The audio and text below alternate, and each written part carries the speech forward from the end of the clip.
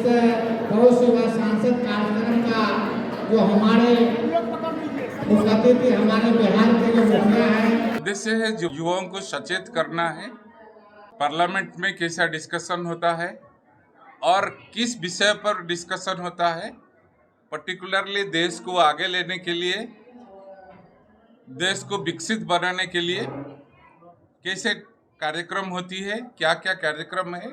और बिहार के संदर्भ में देखिए, विकसित देश कैसे संभव है।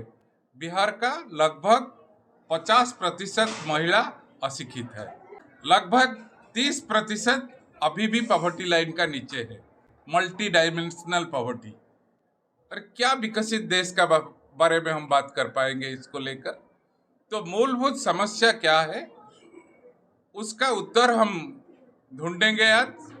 जो पहले शिक्षित होना चाहिए, जो शिक्षित होगा वो सक्षम होगा, उसका पास संबल भी पहुंचेगा, विकास भी उसी के पास पहुंचेगा। तो स्वाभिमानी, सशक्त, स्वावलंबी युवा और देश गठन के लिए ये कार्यक्रम एनवाईके कर रही है। अंशुमन प्रसाद दास हूँ, नेहरू युवा केंद्र का राज्य निर्देशक हूँ।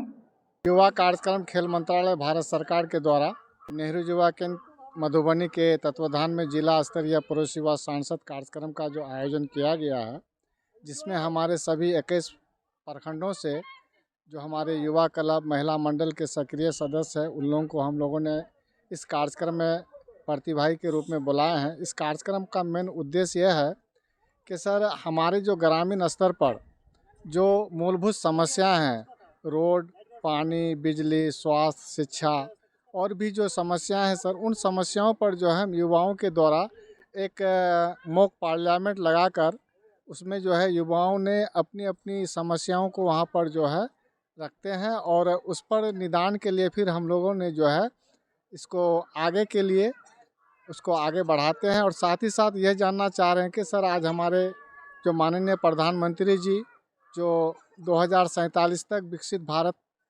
का जो सपना लिए हैं, उन सपनों के लिए हम युवाओं को प्रेरित कर रहे हैं। राज्य निदेशक महोदय बिहार मंडल के, उनके द्वारा जो है उद्घाटन किया गया और उनके द्वारा जो है उनके मार्गदर्शन पर हम लोग नेहरू युवा केंद्र के कार्यक्रम का आयोजन किए गए हैं। और विशिष्ट अतिथि के रूप में हमारे राज्य निदेशक महोदय पटना से चलकर हमारे कार्यक्रम में आए। मैं उनका भी हृदय से सर उनका आभार व्यक्त करते हैं। मेरा नाम मोहम्मद शाहजहां अंसारी, लेखा एवं कार्यक्रम सहायक, नेहरू युवा केंद्र Madhubani. So, education in India is not only the social economic issue,